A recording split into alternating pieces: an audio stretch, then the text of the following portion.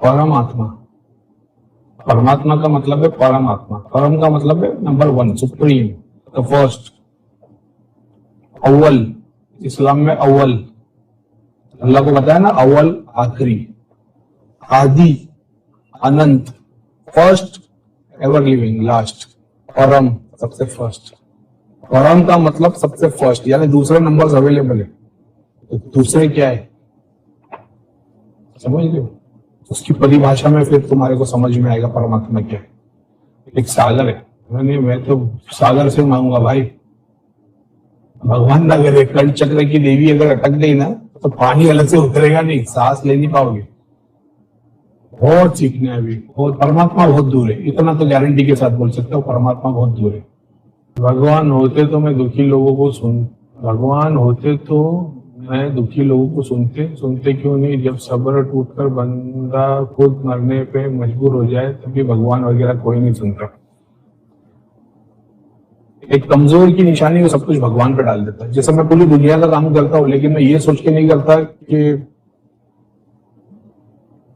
जैसे अभी एग्जाम्पल के तौर पर मेरे को किसी का काम करना है या मेरे को कुछ है कि क्या करूं मैं, चलो भगवान की मर्जी होगी वो करना, नहीं मैं सोचता भगवान है ही नहीं, अब मेरे को करना है। जब मेरे को करना सोचता तो सब आइडियाज आना शुरू होते।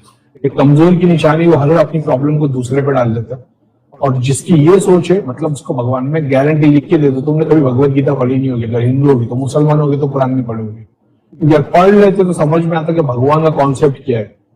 तो जैसे वो गॉड फादर पिक्चर में बोला ना कि I asked God for a bike, मैंने खुदा से एक बाइक मांगी।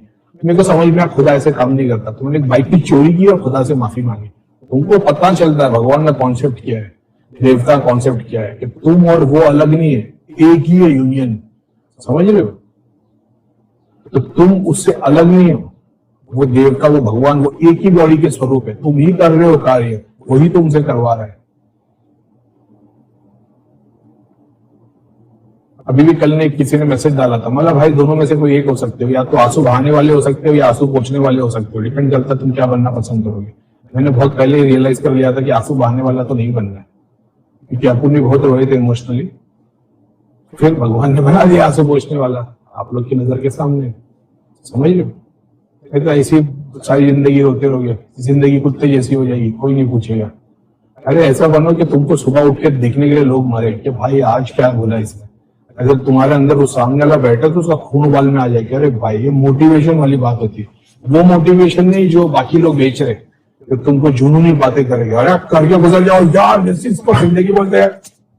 ये नहीं, ये 5 मिनट का मोटिवेशन है, थोड़ा बहुत रियलाइज करो, थोड़ी देर ध्यान में बैठो, क्या बात तो सही है। ठीक है, मैं भी रोज सुबह उठ रहा हूँ, नहा रहा धो रहा हूँ, खाना खा रहा हूँ, काम पे जा रहा हूँ, आ रहा हूँ। तो जो बिल्डिंग का कुत्ता है उसकी क्या जिंदगी, वो भी रोज सुबह उठ रहा है, खा रहा पी रहा है, घूम फिर रहा है। तो दोनों के पर्पस क्या हो गए, दोनों एक जिनकी जिंदगी जी रहे। ऐसा क्या काम कर रहे हो जिससे यूनिवर्स में, नेचर में तुम्हारे मरने के बाद भी कुछ रह पाए, कुछ ना कुछ, भले से एक दिन के लिए, लेकिन एक रह पाए, नाम छोड़ दिया। समझ लो, पर्पस का नाम, वो वाला नाम नहीं कि वो अखबार में आने वाला नाम, एक आइडियोलॉजी छोड़ जाओ। भगवत गीता पढ़ो, थोड़ा रस्ते आओगे, भगवान क्या समझ में आएगा।